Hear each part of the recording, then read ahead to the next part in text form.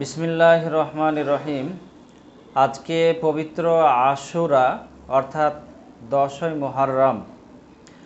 আমরা মহরম বলে জানি, অ্যাকচুয়ালি এই মাসটা হচ্ছে মুহররমুল হারাম, সম্মানিত মাস, হিজরি বর্ষের প্রথম মাস, ইসলামিক ক্যালেন্ডারের প্রথম মাস।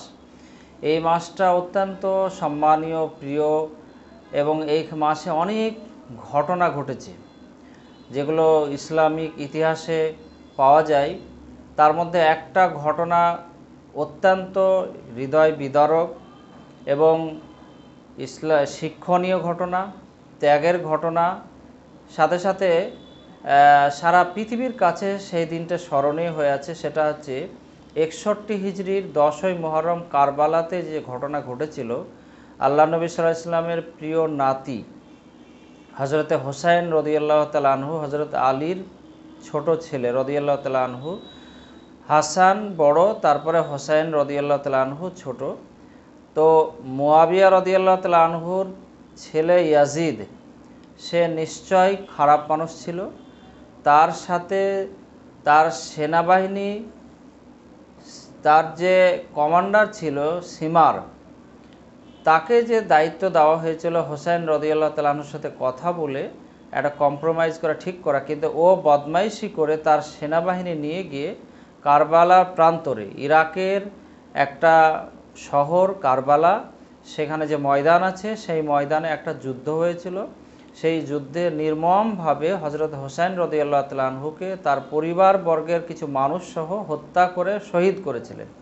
সারা পৃথিবীর কাছে সেটা একটা ত্যাগ এবং সত্যের, উনি হকের জন্য লড়াই করেছিলেন, ওনার কাছে যে আদর্শ ছিল সেইটা সারা পৃথিবীর মানুষের কাছে উনি তুলে ধরেছিলেন। সেই তখন থেকে একটা কথা পাওয়া যায় যে ইসলাম জিন্দা হতা হয় হার কারবালা কে বাদ, অর্থাৎ বাতিলের, অন্যায়ের বিপক্ষে সবসময় হক এবং সত্য যে মাথা নিচু করে না, মাথা উঁচু করে দাঁড়িয়ে উনি ওনার মতাদর্শকে বিক্রি করেননি, সেই ত্যাগের চূড়ান্ত দৃষ্টান্ত সেই ঘটনা ঘটেছিল 61 হিজরিতে।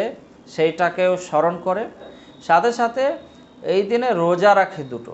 আল্লাহ নবী সাল্লাল্লাহু আলাইহি ওয়াসাল্লাম যখন মদিনায় হিজরত করে এসেছিলেন তখন দেখছিলেন যে মদিনায় ইহুদিরা রোজা রাখছে। ওই দিনে জিজ্ঞাসা করেছিলেন যে কেন রোজা রাখছে? বলল যে মহরম মাসের 10 তারিখে মুসা আলাইহিস সালাম নীল নদ পার করে ফেরাউনের অত্যাচার থেকে সবাইকে বাঁচিয়েছিলেন, স্মরণীয় দিন হিসাবে আমরা রোজা রাখি। নবীজি বললেন নাহনু আহাক্কু বি মুসা নবীর আমি বেশি হকদার। নবীজি বললেন তোমরাও রোজা রাখো মুসলমানদের, এবং ওরা একটা রাখলে তোমরা দুটো রাখো। সেই দিন থেকে 9ই মুহররম এবং 10ই মুহররম কিংবা 10 বা 11 মুহররম রোজা রাখা হয়, দুটো রোজা রাখা হয়। ফলে ফজিলতপূর্ণ দিন, গুরুত্বপূর্ণ দিন, এবং সাথে সাথে কারবালার যে ঘটনা সেখান থেকে একটা শিক্ষণীয় দিন।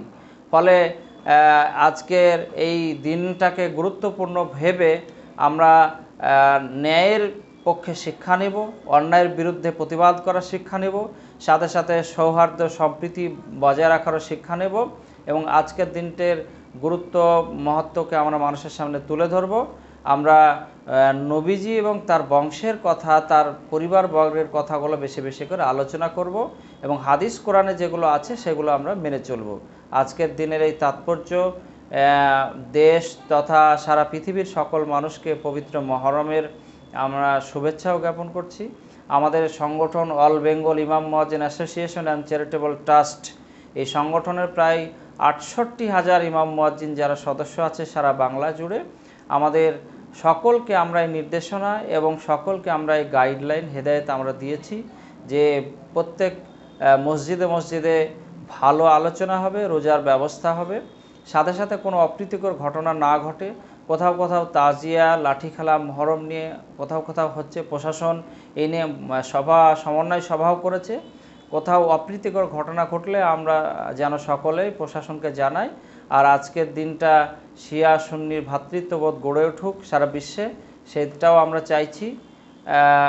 আমাদের মুর্শিদাবাদ জেলায় লালবাগে মহরম নিয়ে অনেক কিছু হয়। পশ্চিমবঙ্গে কলকাতা শহর কেন্দ্রিক যেখানে বড় বড় ইমামবাড়াগুলো আছে, চুঁচুড়া এবং অন্যান্য যে জায়গাগুলো আছে, মেদিনীপুর সহ সব জায়গাতে বড় বড় অনুষ্ঠান হয়। ভারতবর্ষের সবথেকে বড় অনুষ্ঠান এই নিয়ে হয় লখনৌতে। আগে অনেক সমস্যা তৈরি হতো, এখন শিয়া সুন্নির একটা সদ্ভাব তৈরি হয়েছে, সেটা আমরা বজায় রাখতে চাইছি।